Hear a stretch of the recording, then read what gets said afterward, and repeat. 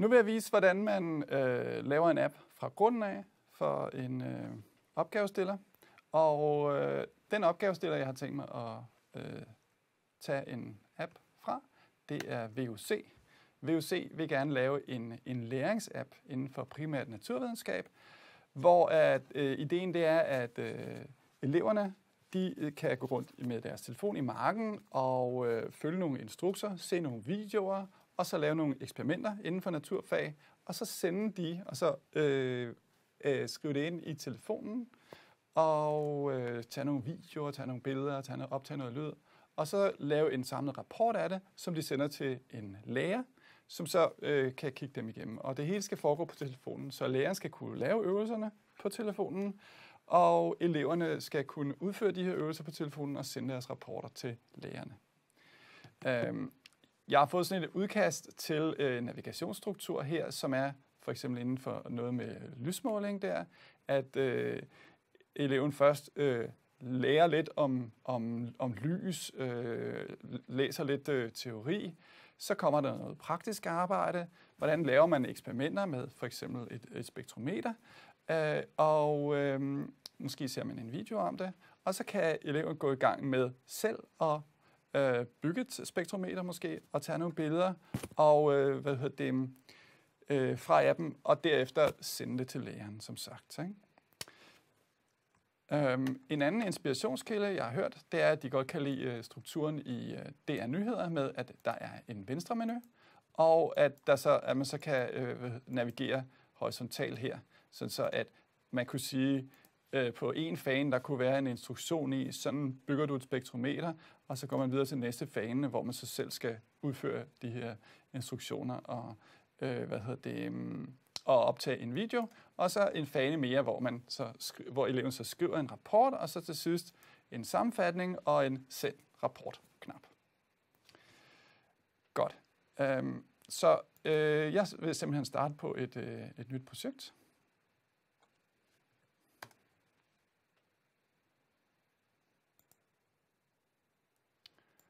Og lad os kalde det læringsapp, VUC, og det lægger jeg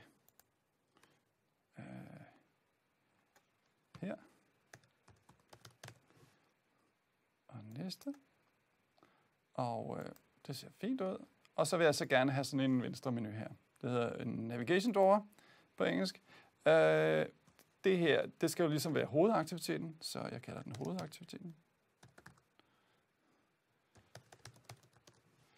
Og der er noget layout og noget titel. Jeg skriver VUC læring. Så er titlen på plads. Og finish. Og så bliver der så genereret noget ud fra den skabelon der. Og det første, jeg vil gøre, det er, at jeg vil prøve at få et overblik over denne her skabelon, og hvad der er genereret, og jeg vil versionere det simpelthen. Så lad os starte med at lave et Git-repo. Det er her oppe under VCS.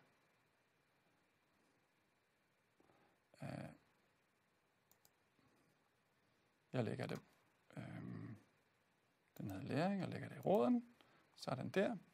Og så lad os lige få tilføjet nogle filer og få dem committet. Fordi på den måde, så kan jeg jo så se, hvad det er, der sker. Og hvis jeg nu kommer til at slette et eller andet, jeg ikke skulle have slettet, så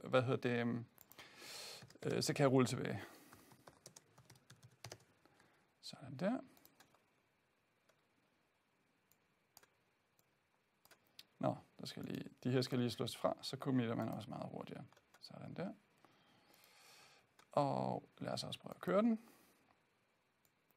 Og lad os se, hvad vi har foreløbig.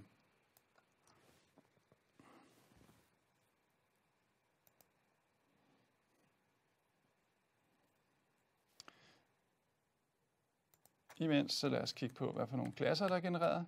Der er blevet genereret en hovedaktivitet, og den hovedaktivitet, den har så en onCreate med hvor vi laver et set content view, Det er fint nok. Så er der noget toolbar og noget floating action button. Og floating action button, det er denne her. Det har jeg ikke brug for i min app, så det sletter jeg. Jeg kan jo altid generere det igen ud fra en ny skabelon. Så der er noget floating action button her. Ud med det. Og denne her smider jeg også ud. Der er også en menu her. Den er heller ikke særlig interesseret i. Det bliver lavet i onCreate Options menu og on Item Selected. Og der er også et R-menu. Lad os også få den væk. Ja, fordi den har ikke noget at bruge til. Så er den der, væk med den. Save delete. Ja, den bliver jo brugt. Jeg sletter den alligevel. Og så vil jeg så få en fejl her. Fordi at hvis jeg kører den, så vil den jo så ikke vide, hvad R-menu hovedaktivitet er mere. Så, men det sletter jeg også. Og altså i det hele taget, så gælder det om at gøre det her genererede kode så meget som muligt til sit eget. Herunder sprogbrug. Så hovedaktivitet, den kan jeg godt lide. App bar, content, nav, header og sådan noget der. Jeg ved ikke rigtig, hvad der har været her. Så det skal jeg også, den navngiver jeg også, sådan, så jeg ved præcis, hvad det er, det drejer sig om. Nav, header, hovedaktivitet. Lad os prøve at se, hvad det må er. Den der. Nå, det er denne her. Toppen for venstre menuen. Så tror jeg vil kalde den venstre menu top.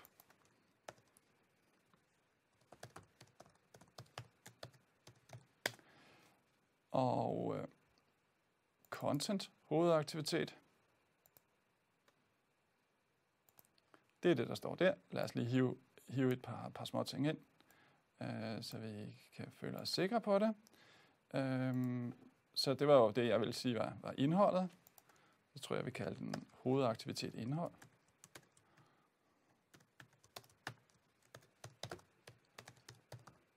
Jeg sørger for, at de alle sammen, tror jeg, hedder noget med hovedaktivitet først, for så ligger de sammen i den her liste her. Activity, hovedaktivitet. Når der er noget rendering, det fikser vi lige ved at tage en anden udgave af Android. Så fungerer renderingen også. Den har nogle includes her. Så app bar hovedaktivitet inkluderer den. Det er den hernede. Som er coordinator layout, som så inkluderer hovedaktivitet indhold. Altså så mange filer gider jeg ikke holde styr på, så jeg tror lige at slå de her to sammen.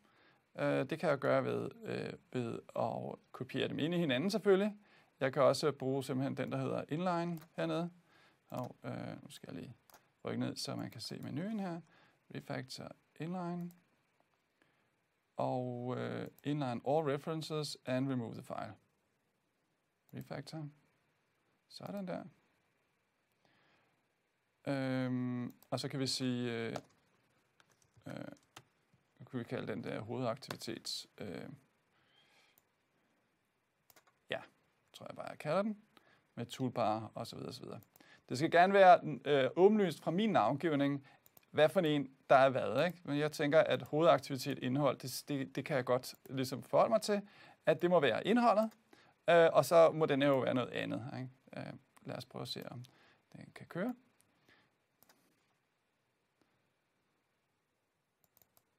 Der var et nav header hovedaktivitet. Nå. Det må være den, der kom til at hedde venstre menu top.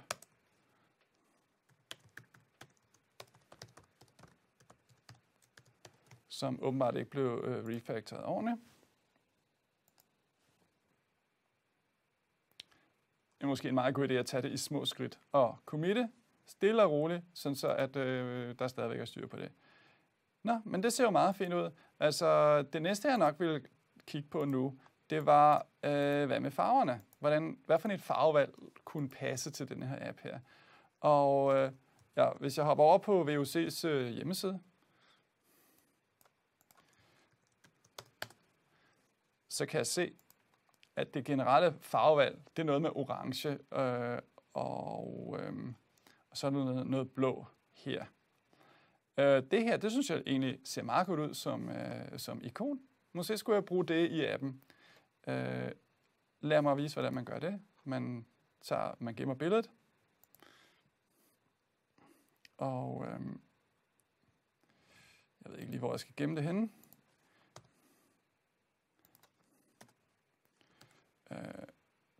Jeg tror, jeg gemmer det i temp-mappen her.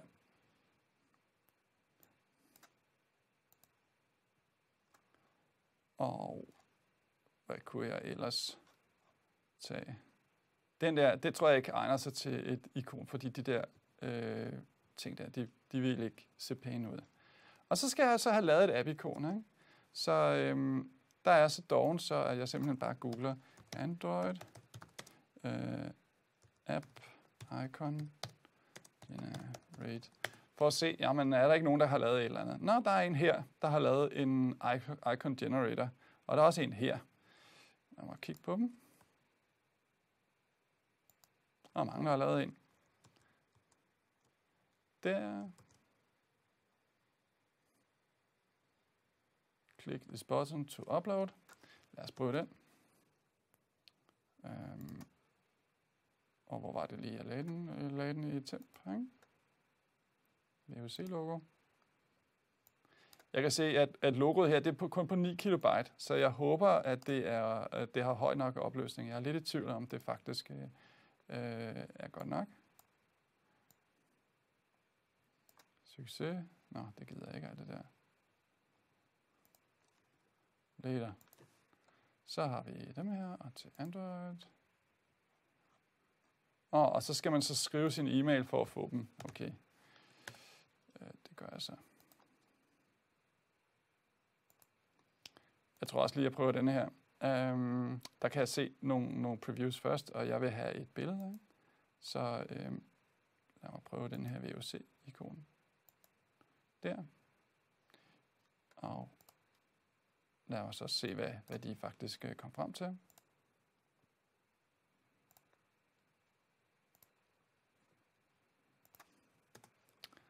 Og de er så lavet til forskellige skærmopløsninger.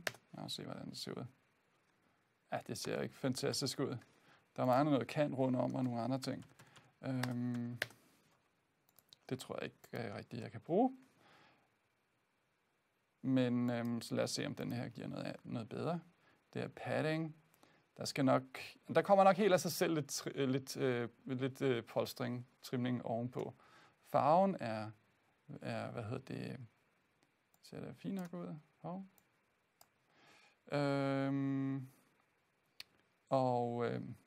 Her, det ser da meget godt ud, ikke? VUC fleksibel uddannelse. Det synes jeg er udmærket. Så download zip.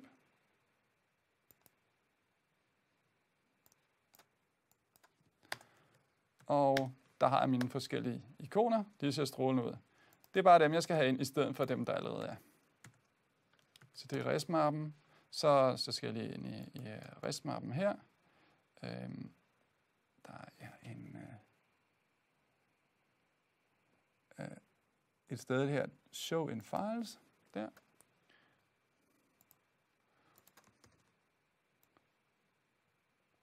Der.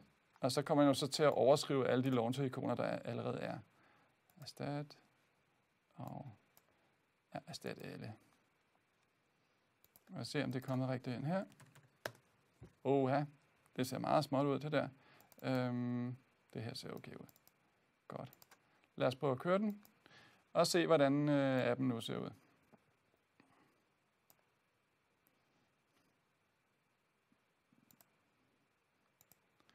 Nå, det kan man ikke se. Man skal ud på her. VUC læringsapp. Ja, man kan ikke rigtig se det der fleksible uddannelse. Men i hvert fald her, så har I sådan skabelonen til, hvordan man kan lave nogle ikoner. Noget andet, vi nok også skal have gjort noget ved, det er denne her, det her ansigtet her, kunne jeg godt tænke mig at lave om til noget andet. Men lad mig lige committe, hvad jeg har nu først, så jeg ikke ødelægger noget. Så git commit, der er en nem en her. Og så siger vi nyt, startikon. Ryddet op i layouts. Og ryddet op, tror jeg bare. Ryddet op i det hele. Sådan der. Nå, det næste, man kunne lege lidt med, det var farvevalget. Og det ville jo være meget fint, hvis farvevalget her var mindet lidt mere om VUC. Så jeg tænker noget med noget orange. Og det er den forkerte. Så det gør man inde i Themes. Der er allerede blevet genereret en style her. Den ser sådan her ud med de her farver her. Det ville jo nok være meget fint, hvis det var noget orange i stedet for. Så lad mig... og der er også noget, der hedder en theme editor, hvor jeg kan gå ind og designe forskellige ting.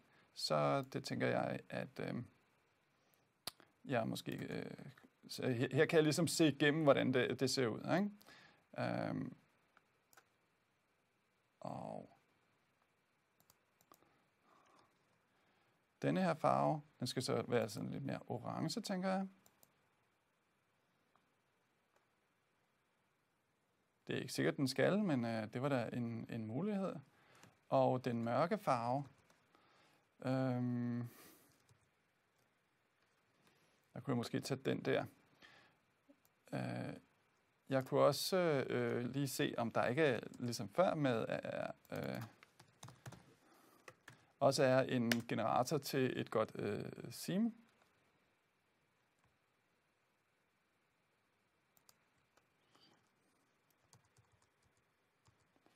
Og der er noget, blandt andet er der noget med farvevalg, launcher icons. Men det genererer ikoner. Det er i virkeligheden farvevalget, jeg vil gerne vil designe. Og color.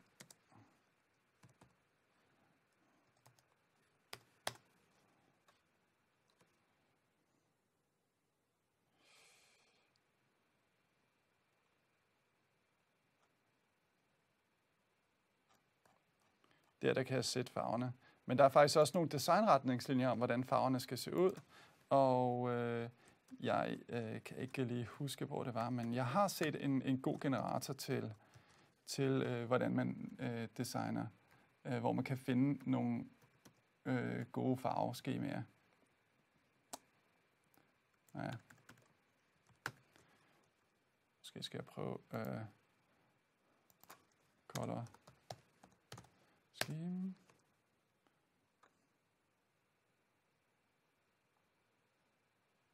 Material palette. Lad os prøve at se den. Okay. Det er sådan en, hvor jeg så kan vælge denne her.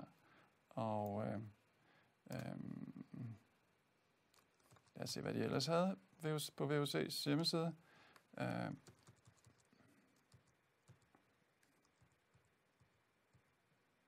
De havde den farve der.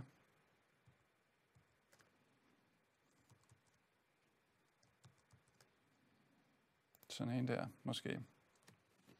Og så kan jeg få et preview af, hvordan vil det se ud.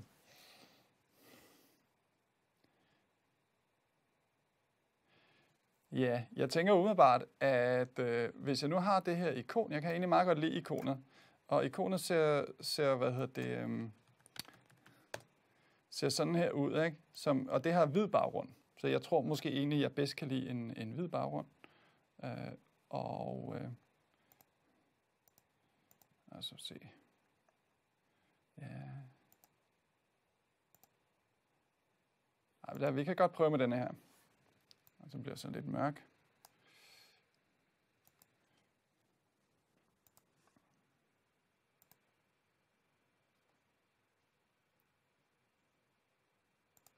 Så ser vi, om jeg kan finde ud af at bytte rundt på de her to.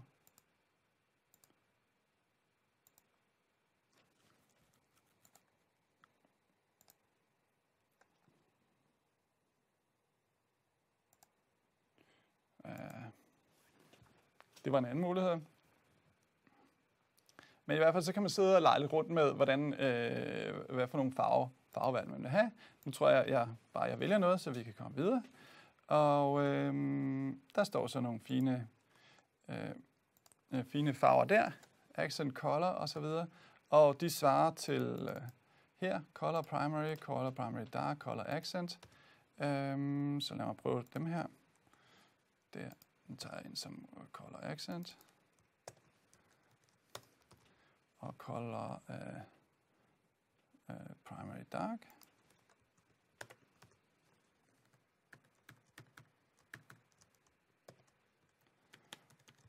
Og så color primary. Det var den der. Og lad os lige hoppe over i den her Seam Editor her. Se, hvordan tingene ser ud. Godt. Det tror jeg kører med foreløbig.